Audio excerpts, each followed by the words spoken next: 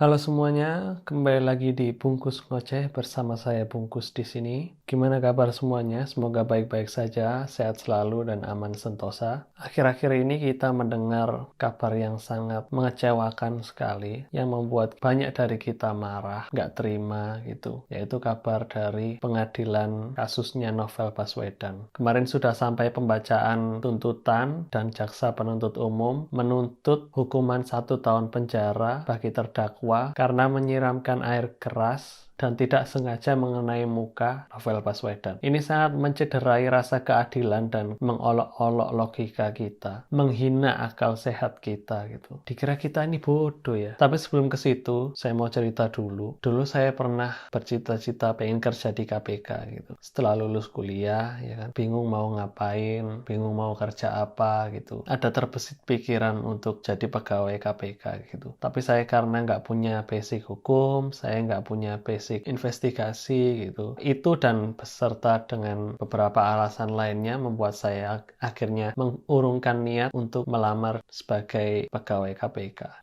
Yang membuat saya ingin kerja di KPK antara lain satu, saya membayangkan kalau kerja di KPK itu saya merasa bangga gitu. Saya kerja untuk tujuan yang mulia, untuk hal yang mulia. Saya bekerja untuk memberantas kejahatan. Saya bekerja untuk memberantas korupsi. Saya bekerja mewujudkan cita-cita reformasi. Yang sebenarnya ini juga cita-cita kita semua kan. Kita semua ingin Indonesia bebas dari korupsi kan. Bekerja di KPK, bekerja di salah satu instansi yang paling dipercaya oleh masyarakat, bekerja di instansi yang paling berintegritas gitu. Itu menurut saya bangganya luar biasa. Tapi disiram air keras, iya. Yes, saya kerja di KPK. Cus, oh. Ya itu juga yang membuat akhirnya saya mundur. Bahkan sebelum adanya kasus Novel Baswedan ini pun, saya mikir 2 kali gitu. Kerja di situ nanti bertaruh nyawa, dimusuhi dan diburu oleh mafia-mafia besar yang punya kekuasaan besar, yang gak ragu untuk melakukan hal-hal kotor, ya demi gak ditangkap oleh KPK gitu. Apalagi setelah ada kasus ini ya, saya jadi makin pesimis bahwa urusan korupsi ini akan selesai di Indonesia. Ya, kembali lagi ke kasus Novel Baswedan. Tuntutan ini mencederai rasa keadilan, mengolok-olok logika kita, menghina akal sehat kita. Ini jaksa penuntut kok kayak pembela terdakwa gitu. Kan aneh banget, aneh sekali tuntutannya. Kalau gini terus ya kita pun semakin bertanya-tanya gimana komitmen aparat penegak hukum terhadap pemberantasan korupsi ini gitu loh. Ada seorang yang berjuang melawan korupsi ini, tapi ketika ada serangan ke dia, tuh pembelaannya cuman kayak gitu aja gitu. Saya jadi nggak yakin bahwa aparat dan instansi penegak hukum ini serius nggak sih nanganin pemberantasan korupsi ini gitu loh. Meskipun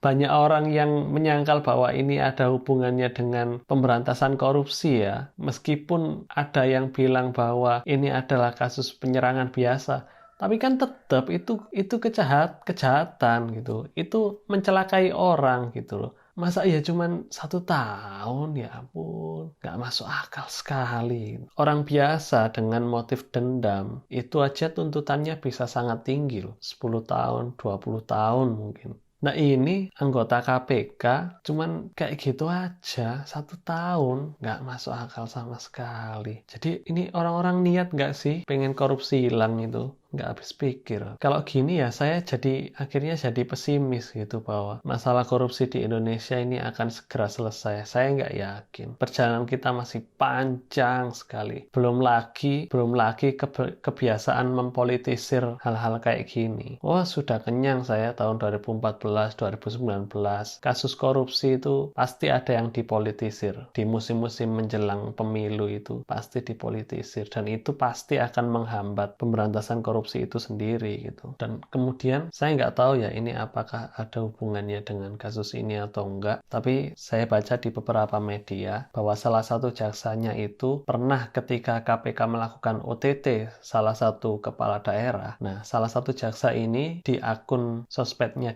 dia memposting menyerang KPK, menyindir KPK gitu.